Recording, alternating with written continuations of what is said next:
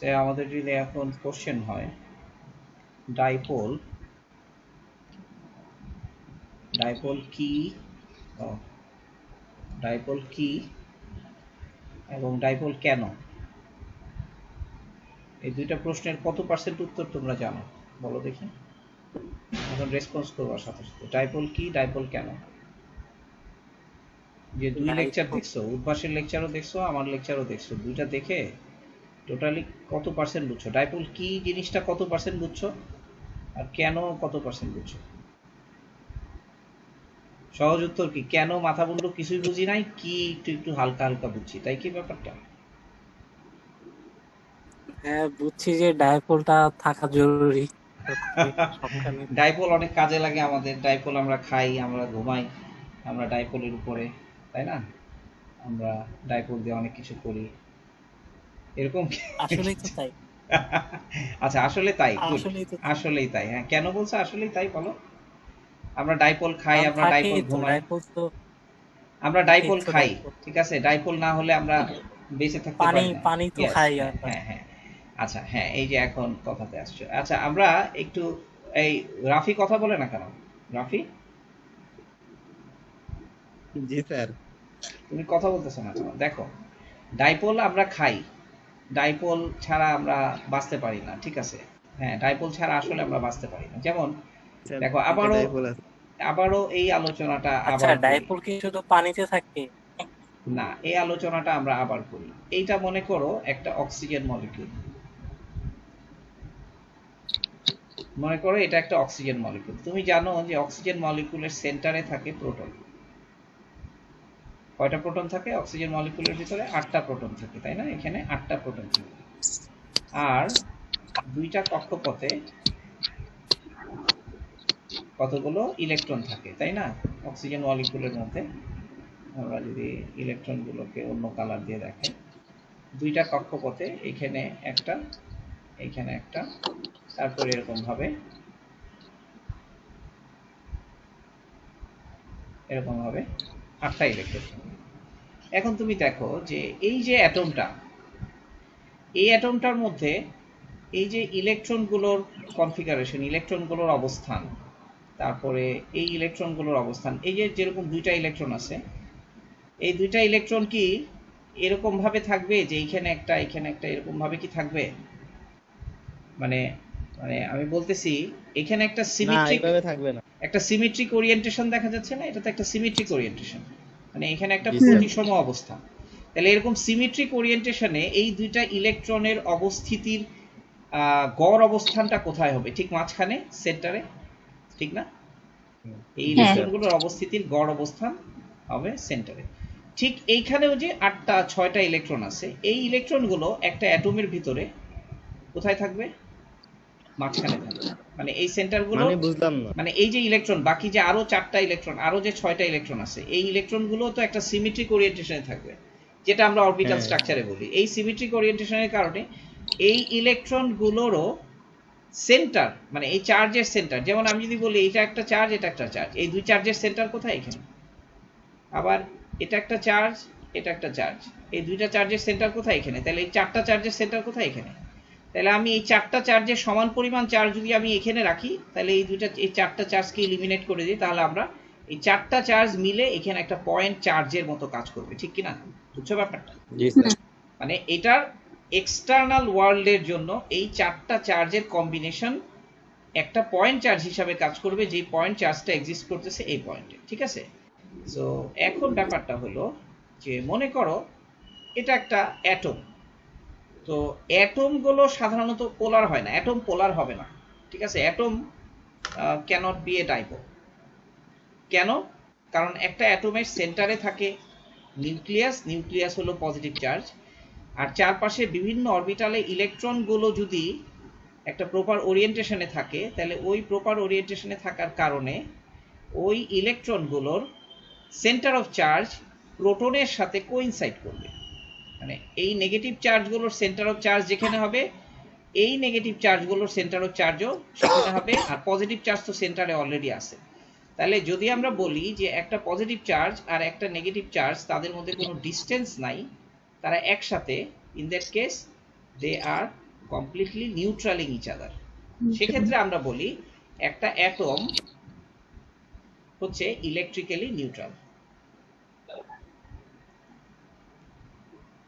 Neutral, বুঝতে পারছো কথাটা? তাহলে একটা অ্যাটম হচ্ছে ইলেকট্রিক্যালি নিউট্রাল।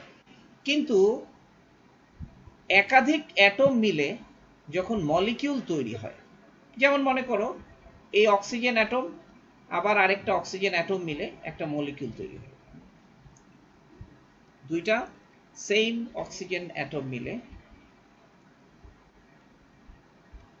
এটা একটা অক্সিজেন অ্যাটম, এটা আরেকটা অক্সিজেন অ্যাটম, দুইটা সেম অক্সিজেন অ্যাটম মিলে, এটা একটু বড় করে, দুইটা সেম অক্সিজেন, সেম হয়েছে দুইটা,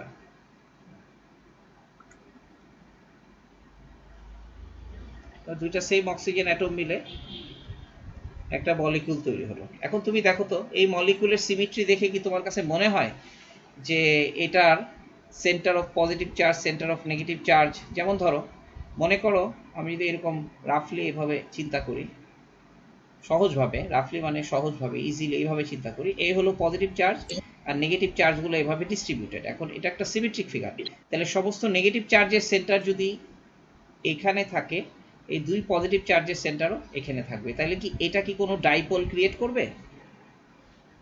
কথাটা বুঝছো? ডাইপোল ক্রিয়েট করবে না। তাহলে এখন বোঝা যাচ্ছে কেন, বিকজ এটা একটা কমপ্লিটলি সিমেট্রিক ফিগার, মানে এক লাইনে এটার একটা সিমেট্রি আছে, ঠিক আছে? এই ধরনের সিমেট্রি যদি এরকম এরকম এই ধরনের সিমেট্রি হয়, এই ধরনের সিমেট্রিতেও বোঝা যাচ্ছে ডাইপোল ক্রিয়েট করবে না। কিন্তু তুমি পানির অণুর কথা বলো, পানির অণু, এখন আমরা ডাইপোল হতে পারে কি ক্ষেত্রে সেটার কথা চিন্তা করি। পানির অণু, এটা হচ্ছে অক্সিজেন, এটা হাইড্রোজেন, এটা হাইড্রোজেন, মনে করো দুইটা হাইড্রোজেন।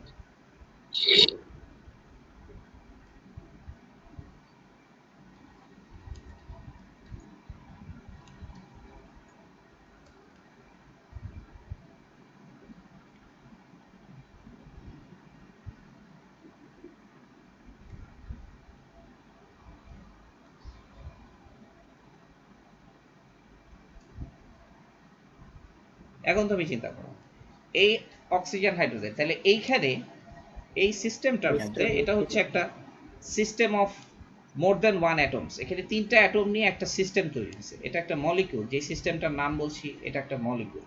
এটা হচ্ছে হাইড্রোজেন, এটা সরি এটা অক্সিজেন, আর উল্টো হলো না? হ্যাঁ এটা অক্সিজেন, এটা হাইড্রোজেন, এটা হাইড্রোজেন, ঠিক আছে? তাহলে অক্সিজেন হাইড্রোজেন হাইড্রোজেন মিলে আমরা একটা সিস্টেম অফ চার্জ চিন্তা করলাম, এটা হচ্ছে system of positive and negative charge. But number of positive charge এখানে কত, টোটাল পজিটিভ চার্জ কত? পজিটিভ চার্জের জন্য n ইকুয়ালস টু কত বলো তো? এখানে কয়টা পজিটিভ চার্জ আছে? স্যার এখানে পজিটিভ চার্জ আছে 10টা। 10টা, কারণ এখানে 8টা 9টা 10টা, তাহলে 10। নেগেটিভ চার্জের n কত? নেগেটিভ চার্জের n 8, আর ওখানে তো কোনো নাই, ওখানে একটা আছে, 10টা। 10টা, তাহলে দেখছো তো এই পুরো সিস্টেমের মধ্যে যে কয়টা পজিটিভ চার্জ সে কয়টা নেগেটিভ চার্জ।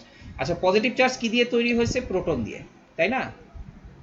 জি স্যার। প্রোটন দিয়ে। আর নেগেটিভ চার্জ তৈরি হয়েছে ইলেকট্রন দিয়ে। এখন দেখো পজিটিভ চার্জ, প্রোটন আর ইলেকট্রনের চার্জ তো সমান, তাহলে সমান সংখ্যক সেম মানে সমান সংখ্যক সমান পরিমাণের 10টা পজিটিভ চার্জ, মানে সমান সংখ্যক সমান পরিমাণের পজিটিভ নেগেটিভ চার্জ একসাথে আছে। তাহলে ইন জেনারেল আমরা আশা করব কি পুরো পরিবেশটা একটা ইলেকট্রিক্যালি নিউট্রাল পরিবেশে পরিণত হবে, কিন্তু বাস্তবে আমরা দেখব যে না, সেটা হবে না। কেন?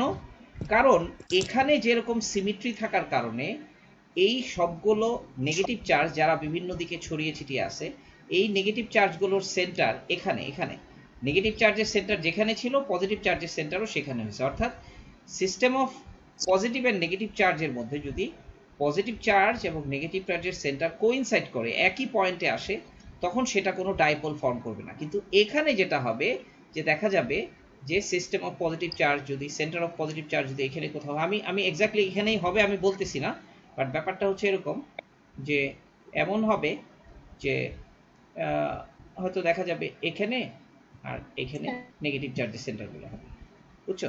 হয়তো দেখা যাবে এখানে যদি পজিটিভ সেন্টার চার্জের সেন্টার হয়, এখানে নেগেটিভ চার্জের সেন্টার হবে। এই জিনিসটাই আমি তোমাদেরকে গত ক্লাসে বলছিলাম যে যদি আমরা মোটামুটি এই গোলকটার ভিতরে আমি চিন্তা করি যে ওয়াটার মলিকুলটা যে কোনো রকম ওরিয়েন্টেশন থাকলে এই গোলকের মতো জায়গাটা যদি সে অকুপাই করে, তাহলে এই গোলকটার ভেতরে দেখা যাবে আরো ভেতরে খুব অল্প ছোট্ট ব্যবধানের মধ্যে তাদের সেন্টার অফ পজিটিভ চার্জ এবং সেন্টার অফ নেগেটিভ চার্জ থাকবে। এখন সেন্টার অফ পজিটিভ চার্জে যে পরিমাণ পজিটিভ চার্জ থাকবে, পজিটিভ চার্জের স্ট্রেংথ থাকবে, সেন্টার অফ নেগেটিভ চার্জেও কিন্তু ঠিক সেই পরিমাণ নেগেটিভ চার্জের স্ট্রেংথ থাকবে।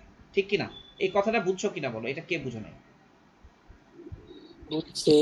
আচ্ছা, তাহলে এখন এই যে ডিস্টেন্সটা, এই ডিস্টেন্সটা কম হবে কেন, এটা একটা বলো। কারণ দেখো কম হবে, এটার কারণ হলো যে এখানে যে সামান্য অ্যাসিমেট্রি তৈরি হয়েছে তার কারণে চার্জের পজিশনের শিফটিংটা আসলে খুব একটা বেশি হবে না। আর এমনিতেই তো প্রোটনগুলো সেন্টারে আছে, ঠিক আছে? এখানে দেখো যে এই ডিস্টেন্সটা মলিকুলের স্ট্রাকচারের কারণে, মানে এটা আমরা আশা করব না যে পজিটিভ চার্জের সেন্টার এখানে হবে, নেগেটিভ চার্জের সেন্টার এখানে হবে। দ্যাট ইজ এই মলিকুলের তুলনায় এই যে লেন্থটা, এই লেন্থটা আমি এখানে অনেক বেশি দেখাইছি, কিন্তু দেখা যাবে যে অ্যাকচুয়াল মলিকুলের যে শেপ, সেই শেপের তুলনায় এই ডাইপোল লেন্থটা অনেক কম, যেটা আমি গত ক্লাসে মনে হয় বলছিলাম 0.0039 ন্যানোমিটার, এরকম বলছিলাম না? 0.0039 ন্যানোমিটার ছিল এই ডাইপোল ডিস্টেন্স, মানে ওয়াটার মলিকুলের জন্য এই ডাইপোল লেন্থ ছিল 0.0039 ন্যানোমিটার। দ্বারা আমি দেখিনি। আর ওয়াটার মলিকুলের লেন্থ ছিল 0.0039। আর বলছিলাম যে এই যে এই লেন্থটা, যেটাকে আমরা ওয়াটার মলিকুলের লেন্থ মনে করতে পারি, এই লেন্থটা হচ্ছে 0.275 ন্যানোমিটার। ঠিক আছে, ন্যানোমিটার। এখন মনে করো একটা মলিকুলের ভিতরে একটা ডাইপোল বসে আছে। আসলে ডাইপোল বসে নাই, পুরো মলিকুলটা তার চারপাশের ইলেকট্রিক ফিল্ডের রেসপেক্টে পুরো মলিকুলটা will behave like a dipole. তো ওই ইলেকট্রিক ফিল্ড কিন্তু পুরো মলিকুলটাকে দেখবে না, তারা দেখবে সে ডাইপোলটাকে। কিন্তু বাস্তবে একটা মলিকুল যখন আরেকটা মলিকুলের কাছে আসবে, তখন কি এই মলিকুলের মধ্যে পেনিট্রেট করবে, একটা কি আরেকটার ভিতরে গেঁথে যাবে? এটা কি সম্ভব? এটা সম্ভব না। তাহলে এই মলিকুলের মধ্যে যদি ডাইপোলটা থাকে এইখানে, এই মলিকুলের মধ্যে ডাইপোলটা থাকবে এখানে, তাহলে এই যে দেখছো ডিস্টেন্সটা কতখানি, এই ডিস্টেন্সটা হচ্ছে প্রায় টোটাল মলিকুল লেংথের সমান, দুইটা ডাইপোলের মধ্যে ডিস্টেন্স। তাইলে আমরা যদি বলি যে এই ডাইপোলটা হচ্ছে একটা ইলেকট্রোস্ট্যাটিক এন্টিটি, স্থির তড়িতীয় একটা অস্তিত্ব, এই ডাইপোলটা মানে চার্জ যেরকম একটা স্থির তড়িতীয় অস্তিত্ব, এই ডাইপোলটাও হচ্ছে এক ধরনের স্থির তড়িতীয় অস্তিত্ব। মানে এখানে এমন হওয়ার দরকার ছিল যে সব পজিটিভ নেগেটিভ চার্জ কম্বিনেট করে এটা নিউট্রালি জিরো হয়ে গেছে, কিন্তু না, তা জিরো হয় নাই, বরং এটা এরকম একটা জিনিস তৈরি করছে, যেই জিনিসটার মধ্যে দেখো এই ডাইপোল হওয়ার কারণে এখানে ব্যাপারটা কি, কোনো নেগেটিভ চার্জ এখানে আসলে আকৃষ্ট হবে, নেগেটিভ চার্জ এই পাশ দিয়ে আসলে এখান থেকে বিকর্ষিত হবে, পজিটিভ চার্জ এখানে আসলে বিকর্ষিত হবে, আর পজিটিভ চার্জ এখানে আসলে আকর্ষিত হবে। মানে নর্মালি একটা পজিটিভ বা নেগেটিভ চার্জের চারপাশ দিয়ে একটা নির্দিষ্ট রকমের চার্জ আসলে সেম ইফেক্ট হওয়ার কথা। বুঝতেছো কথা? একটা পজিটিভ চার্জ বা একটা নেগেটিভ চার্জের চারপাশ দিয়ে যদি কোনো একটা কিছু আসে, কোনো চার্জ আসে, তাহলে পজিটিভ চার্জের চারপাশে বা নেগেটিভ চার্জের চারপাশ দিয়ে সেম ইফেক্ট হওয়ার কথা। যেমন পজিটিভ চার্জের এখানে একটা নেগেটিভ চার্জ আসলে আকৃষ্ট হবে, এখানে আসলেও আকৃষ্ট হবে, এখানে আসলেও আকৃষ্ট হবে, সব দিক থেকে, মানে it is same from any direction. কিন্তু যদি এটা একটা ডাইপোল হয়, বুঝতে পারছো কথাটা? যদি এটা একটা ডাইপোল হয়, তাহলে একটা পজিটিভ চার্জ যদি তার কাছে এদিক দিয়ে যায়, তাহলে এই পজিটিভ চার্জটা এক ধরনের অনুভব করবে, মানে এই পজিটিভ চার্জটা এই সোর্সটাকে একরকম কিছু মনে করবে। যদি এদিক দিয়ে যায়, মানে এটা কি মনে করবে এটা আমরা জানবো, কিন্তু এটা খেয়াল রাখো। যদি এদিক দিয়ে যায়, এটা আমরা ক্লিয়ার বুঝতে পারতেছি, এই পজিটিভ চার্জটা এক ধরনের রিপালশন ফিল করবে। যদি এই পজিটিভ চার্জটা এখানে আসে, তাহলে সে আকর্ষণ ফিল করবে। আর যদি এখানে বা এখানে আসে, তাহলেও একটা পার্টিকুলার ডিরেকশনে ফোর্স ফিল করবে। তার মানে কি, এই পজিটিভ চার্জটা বুঝতেছে যে এখানে এক ধরনের মানে একটা ফিল্ড আছে, কিন্তু এই ফিল্ডটা একদম এক্স্যাক্টলি একটা ইউনিট পজিটিভ চার্জ, একটা সিঙ্গেল পজিটিভ চার্জ বা সিঙ্গেল নেগেটিভ চার্জের মতো না। সো তাহলে আমরা কি বুঝলাম, ডাইপোল যদিও চার্জ দিয়ে তৈরি, কিন্তু ডাইপোল আসলে একটা ইউনিট চার্জের মতো না, এটার কিছু আলাদা ইফেক্ট আছে, ঠিক আছে। ডাইপোলের যে ফিল্ড সেটা একটা সিঙ্গেল চার্জের ফিল্ডের মতো না, এই ফিল্ডটা কিছুটা ডিফারেন্ট, ঠিক আছে। আর এই ডাইপোলের সাথে আমরা আরেকটা জিনিসের কম্পেয়ার করতে পারি, যেমন তোমরা ম্যাগনেট সম্পর্কে পড়ছো, যখনই তোমরা একটা ম্যাগনেট চিন্তা করো, তুমি চিন্তা করো একটা ম্যাগনেটের দুইটা পোল থাকে, north pole south pole. Magnet মানেই হচ্ছে তার দুইটা পোল থাকবে, যে কারণে ম্যাগনেটিক লাইন্স অফ ফোর্স গুলো হচ্ছে এরকম, ঠিক আছে, ম্যাগনেটের ভিতর দিয়ে বের হয়ে আবার ম্যাগনেটের ভিতরে প্রবেশ করতেছে। ঠিক ডাইপোলটা হচ্ছে ইলেকট্রিক চার্জ কম্বিনেশন দিয়ে অনেকটা এরকম ম্যাগনেট বানানোর মতোই একটা প্রচেষ্টা, বুঝতে পারছো? এটা হচ্ছে একটা ম্যাগনেট। ডাইপোলগুলা হচ্ছে আসলে এক ধরনের ছোট ছোট ম্যাগনেটের মতো, যেটা ইলেকট্রিক চার্জ দিয়ে তৈরি করা ম্যাগনেটের মতো, মানে একটা ডাইপোল আরেকটা ডাইপোলের কাছে একটা ম্যাগনেটের মতো ইন্টারাকশন হয়। তোমরা এটা হচ্ছে খুব ইম্পর্টেন্ট আন্ডারস্ট্যান্ডিং। যেমন মনে করো একটা পজিটিভ চার্জ একটা নেগেটিভ চার্জ, এদের মধ্যে ব্যাপারটা কি, এরা যে কোনো দিক থেকে এরা একে অপরকে আকর্ষণ করবে, কিন্তু যদি এটা একটা ডাইপোল হয় আর এটা আরেকটা ডাইপোল হয়, তাহলে কি তুমি চিন্তা করতে পারো যে এই দুইটা ডাইপোল কি সবসময়ই এদেরকে আকর্ষণ করবে? করবে না। এই ডাইপোলগুলো যদি এরকম অপোজিট পোল নিয়ে আসে তাহলে এরা আকর্ষণ করবে, আর যদি সেম পোল নিয়ে আসে তাহলে কি করবে? তারা বিকর্ষণ করবে। বোঝা যাচ্ছে প্রথম ডাইপোল কি এটা কিন্তু আমরা বুঝছি, কেন কি কিছুটা বোঝা যাচ্ছে, আমরা কেনর দিকে আসতেছি কিনা বলো। এই যে আমরা মলিকুলার স্ট্রাকচার পড়তে গিয়ে, স্ট্রাকচার অফ ম্যাটেরিয়াল স্ট্রাকচার পড়তে গিয়ে যে আমরা বলছিলাম যে অণুগুলোর আন্তঃআণবিক মলিকিউল বাংলা কি? অণু অণু অণু অণু। আমরা যে বলছি যে অণু পরস্পরকে আকর্ষণ করে, কিন্তু একটা জিনিস আমরা পড়ছিলাম না যে অণু কিন্তু আসলে বিকর্ষণও করে, যখন খুব কাছাকাছি চলে আসে তখন বিকর্ষণও তৈরি হয়। এই বিকর্ষণগুলো কেন হয় এটা বোঝার জন্য আমাদের এই ডাইপোল আন্ডারস্ট্যান্ডিং গুলো দরকার আছে, যে খুব যখন বিকর্ষণ হয় তখন তাদের ওরিয়েন্টেশনটা এমন হয়ে যায় যে এরা এদের ডাইপোল নেচার দিয়ে একে অপরকে বিকর্ষণ করে। শুধু তাই না, ম্যাগনেটিক ডাইপোল বলেও কথা আছে, যে কিছু কিছু মানে প্রত্যেকটা অ্যাটম আবার ম্যাগনেটিক ডাইপোলও তৈরি করে, সেটা আমরা পরে জানবো। আপাতত ইলেকট্রিক ডাইপোল কি এবং কেন এই বিষয়টা ক্লিয়ার হয়েছে কিনা বলো। এই কেনর কিছু উত্তর, মানে কেন, তো একটা জিনিস আমরা কেন পড়তেছি এটা জানার তো কোনো শেষ নাই, তাই না? কিন্তু অন্তত এটা কি বোঝা গেল যে না, এটা জাস্ট কিছু ডেফিনেশন না যে আমরা এই ডাইপোল মোমেন্ট ডাইপোল এইগুলো পড়বো, এটার কিছু রিয়েলিটি আছে, প্র্যাকটিক্যালি এটা আমাদের কাজে লাগবে। এটা কি কিছু বোঝা গেল? হ্যাঁ বোঝা গেল? রাফি, অনেকটাও ক্লিয়ার। রাফি তোমার কি মত বলো, কিছু বোঝা গেল নাকি কি এবং কেন? আচ্ছা, এখন আমরা আসি ডাইপোল মোমেন্ট। ডাইপোল মোমেন্ট নিয়ে দেখো, যে ডেসক্রিপশন আগে অলরেডি দিয়ে ফেলছি সেটাতে আমি আবার এখন রিপিট করব না।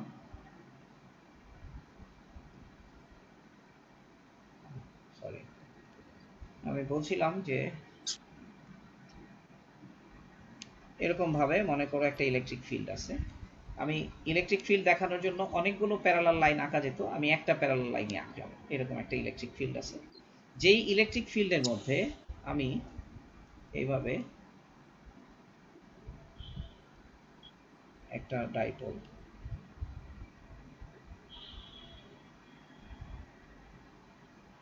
আচ্ছা এই তো বড় করে আঁকার দরকার নেই,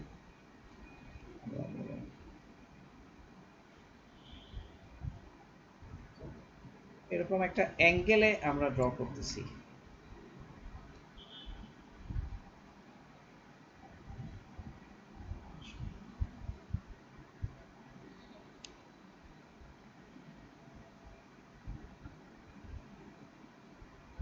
এটা মনে করো পজিটিভ চার্জ, আর এটা হচ্ছে negative charge, positive negative charge.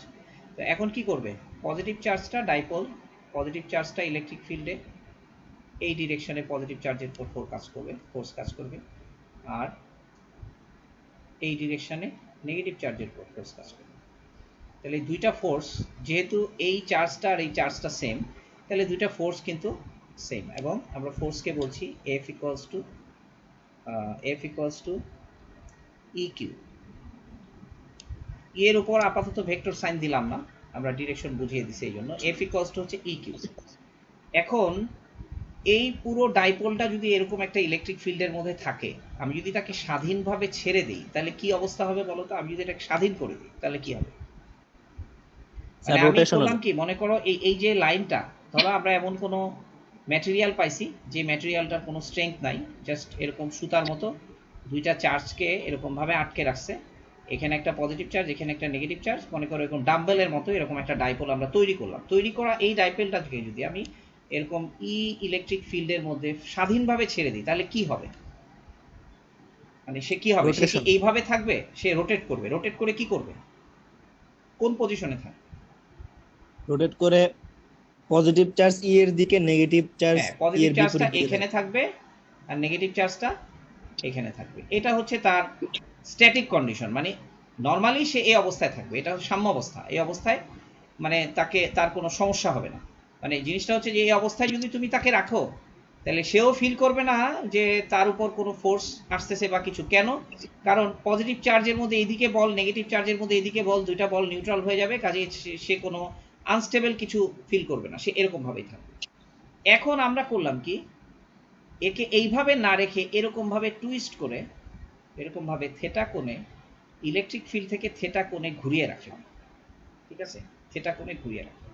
তো ঘুরিয়ে রাখলে পরে এই ডাইপোলটা এই অবস্থা থেকে তো এখানে ফিরে আসতে যাবে, তাই না?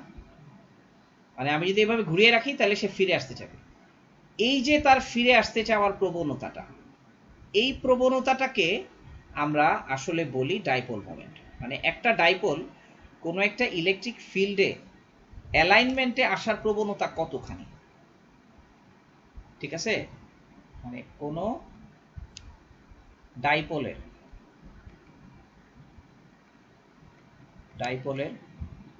কোনো ইলেকট্রিক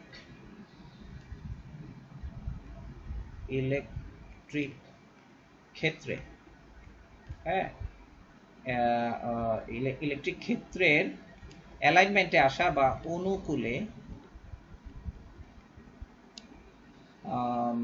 অনুকূলে স্থিত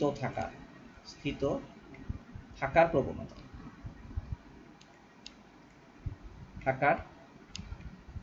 প্রবণতা, ঠিক আছে? এটা হচ্ছে ডাইপোল। এটার সাথে হচ্ছে ডাইপোল মোমেন্টের সম্পর্ক। আচ্ছা, কেন এই সম্পর্কটাকে এরকম? মানে এই জিনিসটা কিন্তু একটা ডাইপোলের ফিজিক্যাল স্ট্রেংথ মিন করতেছে, একটা ডাইপোল আসলে কতটা শক্তিশালী আমরা কিন্তু এই বিষয়টা দিয়ে বুঝবো। কারণ যে ডাইপোলটাকে আমি সহজেই ঘুরিয়ে রাখতে পারবো আমি বুঝবো যে সেই ডাইপোলটা তেমন একটা শক্তিশালী না। আর যেটাকে ঘুরাইতে আমার যত বেশি এনার্জি লাগবে, যত বেশি শক্তি লাগবে, যত বেশি ফোর্স লাগবে, আমরা বুঝবো সেই ডাইপোলটা তত বেশি শক্তিশালী। এখন এই ঘুরিয়ে রাখার যে ফোর্সটা, বুঝছো কথাটা বুঝছো? এই ঘুরিয়ে রাখার যে ফোর্সটা, এই ফোর্সটাকে আমরা যদি বলি এম, ওইখানে ওরা টর্কটাও বলছে, আমি এটাকে মোমেন্ট বলতেছি। এম ইকুয়ালস টু যে মোমেন্টটা এখানে কাজ করবে সে মোমেন্টটা হচ্ছে বল ইনটু এই দুইটা বলের মধ্যে পারপেন্ডিকুলার ডিস্টেন্স, এই ডিস্টেন্সটা, এটা বলছে। তাহলে এফ ইনটু এই ডিস্টেন্সটা, তাহলে এই ডিস্টেন্সটা দেখো, আমি বলছিলাম যে ডাইপোলের এই লেন্থটাকে আমরা এইদিকে হাফ অফ দ্য লেন্থকে এল আর এদিকে হাফ অফ দ্য লেন্থকে এল বলি। তাহলে এটা টোটাল লেন্থ হচ্ছে টোয়াইজ এল। তাহলে এটা যদি টোয়াইজ এল হয় তাহলে এই ডিস্টেন্সটা কি হবে? এই অ্যাঙ্গেলটা থেটা হলে টোয়াইজ এল সাইন থেটা। তাহলে F into twice L sine theta, এটাকে আমরা বলতেছি মোমেন্ট, মানে ঘূর্ণন প্রবণতা। আচ্ছা, এখনো আমরা এখানে ভেক্টর বানাচ্ছি না, আমরা সময় মতো এটাকে ভেক্টর বানাবো। আবার এফ কে আমরা বলতেছি ই কিউ, তাহলে E q into twice L sine theta. আচ্ছা, তার মানে twice q L into E sine theta. এখন আমরা এই বৈশিষ্ট্যটাকে আমরা ডাইপোল স্ট্রেংথে নিয়ে যাব কিভাবে, ডাইপোলের প্রপার্টি বানাবো কিভাবে? দেখো এখানে এই যে ডাইপোলটার সাথে রিলেটেড প্যারামিটার কি কি আছে, ডাইপোলটাকে কত কোণে আমি ঘুরিয়ে রাখতেছি এবং ডাইপোলটা কত এক্সটার্নাল ইলেকট্রিক ফিল্ডের মধ্যে আছে, এই দুইটা জিনিস এখানে আছে। কিন্তু আমি যদি এরকম চাই যে আমার বাকিগুলো দরকার নাই, আমি ডাইপোলটার মধ্যে এমন একটা বৈশিষ্ট্য আরোপ করব যা দেখে বাকিগুলোকে আমার চিনতে হবে। ব্যাপারটা হচ্ছে এরকম, আমি যদি বলি যে যদি ই কে আমরা ইউনিট মনে করি, আর যদি আমি মনে করি যে কোনো ডাইপোলকে আমি এরকম 90 ডিগ্রি কোণে ঘোরাবো, থিটা ইকুয়ালস টু যদি 90 ডিগ্রি হয়, তাহলে এম ইকুয়ালস টু হয়ে যাচ্ছে 2ql। তাহলে এই জিনিসটার মানটা এই ডাইপোলের সাথে ডিরেক্টলি রিলেটেড একটা মান, মানে এই মানটার সাথে বাইরের কোনো মান কি হলো না হলো সেটা দিয়ে এটা বোঝা যাচ্ছে না, কিন্তু এটা কিন্তু 2ql অর্থাৎ চার্জের পরিমাণ এবং লেংথ। কিন্তু এটার একটা সিগনিফিকেন্স আমরা এভাবে বলতে পারি যে কোনো একটা ডাইপোলকে যার দুই বিন্দুর চার্জ হচ্ছে কিউ এবং ডাইপোল লেংথ হচ্ছে এল, কোনো একটা ডাইপোলকে যদি আমি 90 ডিগ্রি কোণে একটা ইউনিট ইলেকট্রিক ফিল্ডে ঘুরিয়ে রাখতে চাই, 90 ডিগ্রি কোণে যদি ঘুরিয়ে রাখতে চাই, তাহলে আমাকে যে পরিমাণ মোমেন্ট অ্যাপ্লাই করতে হবে বা ওই ঘুরিয়ে রাখা অবস্থায় ডাইপোলটা ওই ইলেকট্রিক ফিল্ডের অনুকূলে সজ্জিত হওয়ার জন্য যে মোমেন্টটা ফিল করবে, যে মোমেন্টটা এক্সপিরিয়েন্স করবে, সেই মোমেন্টটাই হচ্ছে তার ডাইপোল মোমেন্ট। কেন এটা ডাইপোল মোমেন্ট? কারণ এই ডাইপোলের যে ফিক্সড কন্ডিশনগুলো আছে, ফিক্সড যে প্যারামিটারসগুলো আছে, একটা হচ্ছে কিউ আর একটা হচ্ছে এল, শুধুমাত্র এই দুইটা জিনিস দিয়ে আমি এই মোমেন্টটাকে বুঝতে পারি। এখন কোনো একটা ডাইপোলের ডাইপোল মোমেন্ট যদি আমরা জানতে পারি, তখন সে কোন ইলেকট্রিক ফিল্ডে কত ডিগ্রিতে কত মোমেন্ট এক্সপিরিয়েন্স করবে সেটা আমরা জাস্ট ইলেকট্রিক ফিল্ড এবং ওই ডিরেকশন, মানে ওই ইলেকট্রিক ফিল্ডের সাথে যে কোণ, সেই কোণের সাইন থিটা দিয়ে মাল্টিপ্লাই করেই আমরা মোমেন্টের মানটা জেনে ফেলতে পারবো। ক্লিয়ার ব্যাপারটা? কেন এটাকে আমরা ডাইপোল মোমেন্ট বলতেছি? কোনো একটা ডাইপোল কোনো একটা ইউনিট ইলেকট্রিক ফিল্ডে, হ্যাঁ, যদি 90 ডিগ্রি কোণে ঘুরিয়ে রাখা হয়, তাহলে ডাইপোলটা ওই ফিল্ডের সাথে অ্যালাইনমেন্টে আসার জন্য যে মোমেন্ট এক্সপিরিয়েন্স করে সেই মোমেন্টকেই বলা হয় সেই ডাইপোলের ডাইপোল মোমেন্ট। ক্লিয়ার? বুঝতে পারছো? না বুঝলে বলো। ক্লিয়ার? কে লিখছে? Clear dipole moment? রাফি লিখছে। আচ্ছা, তাহলে দেখো, তাহলে এখন আমরা ডাইপোল মোমেন্টের ডিরেকশনটাকে বুঝি। Direction of dipole. Running out time মনে হয়। আচ্ছা, আমি এখনই কাটা দিয়ে আবার আসবো, এখনই আবার আবার আবার মিটিং করি না, এটা কারণ মাঝখানে ডিস্টার্ব হলে ডিস্টার্ব হবে। এখনই আসতেছে।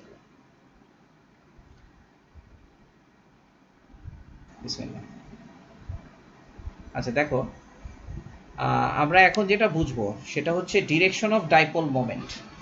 আমরা আগের আলোচনাতে আমরা এই ইকুয়েশনটা তো পাইছিলাম যে m equals to twice q l E sine theta, আর এই twice q l equals to P, এটা আমরা কিভাবে লিখছিলাম? আমরা বলছিলাম যে দেখো m equals to P E sine theta যদি আমরা বলি, তাহলে ই যদি ইউনিট হয় আর সাইন থিটা যদি 1 হয়, তাহলে m ইকুয়ালস টু পি পাওয়া যায়। তাহলে আমরা বলছি যে কোনো ইউনিট ইলেকট্রিক ফিল্ডে একটা ডাইপোল যদি আমি এরকমভাবে ইলেকট্রিক ফিল্ডের সাথে পারপেন্ডিকুলারলি রাখতে চাই, তাহলে আমাকে যে টর্ক অ্যাপ্লাই করতে হবে, কিংবা এই পারপেন্ডিকুলার পজিশনে ডাইপোলটা ইলেকট্রিক ফিল্ডের সাথে অ্যালাইনমেন্টে আসার জন্য ডাইপোলের মধ্যে যে স্ট্রেংথটা, যে টর্কটা কাজ করবে, সেই টর্কটাকে আমরা বলতেছি ডাইপোল মোমেন্ট। ক্লিয়ার? তাহলে এখন আমরা তাহলে এখন দেখো এই টর্কের ডিরেকশনটা হচ্ছে, দেখো গত ক্লাসে আমি অনেকটুকু ভুল বলার পরে রাফি ভুলটা ধরছিল, আমিও খেয়াল করি নাই, মানে মানে এইখানে এটা হচ্ছে ক্লকওয়াইজ। তাহলে ক্লকওয়াইজ যদি এই টর্কটা হয়, এই টর্কটা মানে এটা একটা রোটেশন। এখন তোমাদের মনে আছে যে অ্যাঙ্গুলার ভেলোসিটিকে এইভাবে একটা কিছু ঘুরতেছে, এই ভেলোসিটিটার ডিরেকশন কিন্তু হয় এই বোর্ড বরাবর ভেতরের দিকে অথবা এই বোর্ড থেকে বাইরের দিকে, ঠিক না? এই ডট দিয়ে আমরা বাইরের দিকে ডিরেকশন বুঝি, আর এই প্লাস দিয়ে আমরা বুঝি যে বোর্ড বরাবর নিচের দিকে। আমি কি বুঝাইতে পারছি কথাটা? এটা আমি আসলে সামনাসামনি বোর্ডে ভালো বুঝাইতে পারতাম। প্লাস মানে হচ্ছে বোর্ড বরাবর ভিতরে চলে যাচ্ছে, মানে একটা অ্যারোর পেছন দিক দেখতেছি আমরা, আর ডট মানে হচ্ছে অ্যারোটার নোজ দেখতেছি আমরা, সামনের দিকে দেখতেছি, অর্থাৎ আমার দিকে আসতেছে। তাহলে এইখানে যে টর্কটা, যে টর্ক বা মোমেন্ট, এই মোমেন্ট, আচ্ছা এখানে যদি টর্ক বলি, টর্ক, এই টর্কের ডিরেকশনটা কোন দিকে? এই টর্কের ডিরেকশন হচ্ছে ভিতরের দিকে। তাহলে টর্কের ডিরেকশন হচ্ছে প্লাস, মানে ভিতরের দিকে, এই বোর্ড বরাবর ভিতরের দিকে চলে যাচ্ছে। আচ্ছা, ই এর ডিরেকশন কোন দিকে? ই এর ডিরেকশন হচ্ছে এদিকে। এখন তুমি দেখো এই যে ই এর ডিরেকশন হচ্ছে ডান দিকে আর এম এর ডিরেকশন হচ্ছে বোর্ড বরাবর ভিতরের দিকে, তাহলে ই আর এম কিন্তু সেম ডিরেকশনে না, ই এবং এম কিন্তু সেম ডিরেকশনে না। তাহলে ই এবং এম এর ডিরেকশনকে সেম বানাবে কে? সেম বানাবে হচ্ছে ই আর এম এর ডিরেকশনকে। এখন আমরা যদি বলি এম কে যদি আমি এখন ভেক্টর বানাই, তাহলে ই কেও যদি ভেক্টর বানাই, তাহলে দেখো পি সাইন থিটা এরা মিলে মিশে এমন একটা কিছু করবে যাতে করে এমটার ডিরেকশনটা পাওয়া যায়। এখন আমি যদি দেখো এখানে আমি পি কে ভেক্টর বানায় এখানে ক্রস দিয়ে দিলাম, তাহলে পি সাইন থিটা, ক্রসের কারণে সাইন থিটা অটোমেটিক্যালি আসবে। এখন তোমরা একটু ভেক্টরের ডিরেকশনটা মিলিয়ে দেখো তো, যদি আমরা পি এর ডিরেকশনটাকে এইদিকে ধরি, ঠিক আছে, তাহলে পি ক্রস ই এর ডিরেকশন কি হবে? বোর্ড বরাবর নিচের দিকে হবে না? তোমরা আঙ্গুল ধরে রাইট হ্যান্ড রুল অ্যাপ্লাই করে দেখো। মানে আমরা যদি এরকম ভাবে এটা একটা ভেক্টর, এটা একটা ভেক্টর, যদি এইভাবে ক্রস প্রোডাক্ট নেই, তাহলে ক্রস প্রোডাক্টের ডিরেকশনটা বোর্ড বরাবর ভেতরের দিকে চলে যাবে না? তাহলে আমাদের জি মোমেন্টের স্যার, ডিরেকশন ভিতরের কিন্তু দিকে। চলে আসবে, ঠিক আছে? হ্যাঁ, ভিতরের তাহলে দিকে এটাই যায়। বলা হচ্ছে যে কোনো একটা ডাইপোল, কোনো একটা ই ইলেকট্রিক ফিল্ডের মধ্যে যদি থাকে, তাহলে সেই ডাইপোলের উপর যে মোমেন্ট কাজ করে সেই dipole moment M equals to হচ্ছে পিই সাইন থেটা, ঠিক আছে, সরি পি ক্রস ই। আর এটাকে আমরা এভাবে বলবো M equals to P E sine theta, যদি আমরা স্কেলার ফর্মে লিখি, ঠিক আছে, তাহলে লিখবো পিই সাইন থেটা। আর যদি ভেক্টর ফর্মে লিখি তাহলে আমরা বলবো dipole moment M equals to P cross E, ঠিক আছে। এই ডাইপোল মোমেন্টটা হচ্ছে আমরা যখন মলিকিউলস গুলোকে ডাইপোল হিসাবে চিন্তা করব, তখন বিভিন্ন ইলেকট্রিক ম্যাগনেটিক ফিল্ডে সেই মলিকিউলস গুলোর বিহেভিয়ার জানার ক্ষেত্রে এই ডাইপোল মোমেন্ট ব্যবহার করা হবে, ঠিক আছে। এটার অনেক অ্যাপ্লিকেশন ডেফিনেটলি আছে, বুঝতে পারছো? হ্যাঁ বলো, রেইজ হ্যান্ড, মহিবুর রশিদ বলো। স্যার এই পি, স্যার হ্যালো হ্যাঁ বলো। স্যার, পি ক্রস ই আর ই ক্রস পি হলে তাহলে তো E sine P sine P sine theta. হ্যাঁ, যদি ই ক্রস পি বলতাম, যদি ই ক্রস পি বলতাম, তাহলে মোমেন্টের ডিরেকশনটা চেঞ্জ হতো, কিংবা আমাকে পি এর ডিরেকশনটাকে অন্যভাবে ডিফাইন করতে হতো। আমরা যে পি এর ডিরেকশনটা আমরা বলছি, দেখো পি এর ডিরেকশনটা কি, মানে নর্মালি আমরা ডিরেকশন যখন ইলেকট্রোস্ট্যাটিক্সের ক্ষেত্রে বলি তখন সবসময় বলি পজিটিভ থেকে নেগেটিভের দিকে, কিন্তু এখানে পার্টিকুলারলি মোমেন্টের ডিরেকশনটা কোদিকে আসছে? ডাইপোল মোমেন্টের ডিরেকশনটা হচ্ছে এটা, এটা, তার মানে নেগেটিভ চার্জ থেকে পজিটিভ চার্জের দিকে। অর্থাৎ কোনো একটা ডাইপোল যদি এরকম হয়, তাহলে এই dipole moment P vector equals to এই যে এই ভেক্টর, তাহলে এই দিকে একক ভেক্টর যদি আমরা ইটা বলি, তাহলে ইটা, বা এটা ইটা না বলে আরেকটা জিনিস বলা হয়, আমরা এটাকে এরকম ভাবে বলি যে ডাইপোল মোমেন্ট পি, দেখো ডাইপোল মোমেন্ট পি, এই ডিসটেন্সটা তো টোয়াইস এল, তাই না? এই ডিসটেন্সটা তো টোয়াইস এল। এখানে আমরা এল কে একটা ভেক্টর বানাই ফেললাম, এল, ঠিক আছে, এল কে একটা ভেক্টর বানাই ফেললাম, তাহলে এই ভেক্টরটা সবসময় এটার দিকে আসলো, এই অক্ষ বরাবর, এটা হলো ডাইপোল এক্সিস। ডাইপোল এক্সিসকে ভেক্টর বানাইলাম। আর আমরা জানি চার্জ কখনো ভেক্টর কোয়ান্টিটি হয় না, চার্জ হচ্ছে স্কেলার কোয়ান্টিটি, তার মানে এই হলো ডাইপোল মোমেন্ট, এইটা হচ্ছে পি। অর্থাৎ dipole moment P equals to twice q L. তাহলে দেখো এল এর ডিরেকশন, এল এর ডিরেকশনটা কি? কোনো একটা নেগেটিভ চার্জ আর পজিটিভ চার্জের মধ্যে যদি আমরা এইভাবে একটা ডাইপোল বানাই, তাহলে এই এল এর ডিরেকশন হচ্ছে নেগেটিভ চার্জ থেকে পজিটিভ চার্জ দিকে। এখন আবার প্রশ্ন করতে পারো, কেন এখানে নেগেটিভ থেকে পজিটিভ দিকে? আমরা কি চাচ্ছি? আমরা চাচ্ছি একটা পজিটিভ চার্জ, একটা নেগেটিভ চার্জ। বলো, বলরেখাগুলো বের হবে কোন দিক দিয়ে? এদিকে, তাই না? এদিক দিয়ে বলরেখাগুলো বের হবে। সারা বিশ্ব ঘুরে টুরে এসে বলরেখাগুলো প্রবেশ করবে কোন দিক দিয়ে? এদিক দিয়ে। তাহলে বলরেখার কন্টিনিউয়েশন রাখলে ভিতরে ডিরেকশনটা কোন দিকে হয়? এদিক দিয়ে। বুঝতে পারছো? নেগেটিভ থেকে পজিটিভের দিকে। এটা কে বুঝো নাই বলো? পজিটিভ চার্জ থেকে বলরেখাগুলো এদিক দিয়ে বের হবে, বের হয়ে এই সম্পূর্ণ দুনিয়া ঘুরে এসে এটা প্রবেশ করবে নেগেটিভ চার্জের দিকে। এখন এই নেগেটিভ চার্জের দিকে বলরেখাগুলো প্রবেশ করে এদের কন্টিনিউয়েশনটা থাকবে কিভাবে? এই নেগেটিভ থেকে পজিটিভের দিকে। সো আমরা দেখতেছি যে আসলে একটা ডাইপোলের ভেতরে বলরেখা কিন্তু আসলে নেগেটিভ থেকে পজিটিভের দিকে যাবে। অর্থাৎ ডাইপোলের ভেতরে যদি আমরা কোনো একটা পজিটিভ চার্জকে রাখি, কোনো একটা পজিটিভ চার্জকে যদি রাখি, তাহলে সেই পজিটিভ চার্জের ব্যাপারটা কি হবে? পজিটিভ চার্জের ব্যাপার, পজিটিভ চার্জ এখানে বিকর্ষণ হবে। আচ্ছা, মানে এটা আসলে মাইনাস প্লাস যদি হয় আমাদের ভিতরে ঘটনা কি হয় আমরা একটু এটা আবার একটু দেখি তো ব্যাপারটা কি হয়। এখানে যদি আমি একটা বড় করে আঁকি, ধরো এখানে একটা নেগেটিভ চার্জ, এখানে একটা পজিটিভ চার্জ, আমরা ইলেকট্রিক ফিল্ড ইন্টেন্সিটির ডিরেকশনটা কোন দিকে সেটা একটু বোঝার চেষ্টা করছি। নেগেটিভ পজিটিভ চার্জের ভিতরে এখানে যদি আমি একটা পজিটিভ চার্জ রাখি মাঝখানে, ঠিক আছে, এখানে একটা পজিটিভ চার্জ যদি রাখি, তাহলে এই পজিটিভ চার্জটাকে এই পজিটিভ চার্জ বিকর্ষণ করবে, আর এই নেগেটিভ চার্জ এই পজিটিভ চার্জটাকে আকর্ষণ করবে। তাহলে এখানে লক্ষ্য করছো ফিল্ড ইন্টেন্সিটির ডিরেকশন ডাইপোলের ভিতরে কোন দিকে? ডাইপোলের ভিতরে ফিল্ড ইন্টেন্সিটির ডিরেকশনটা কোন দিকে বলো তো? পজিটিভ থেকে নেগেটিভ দিকে।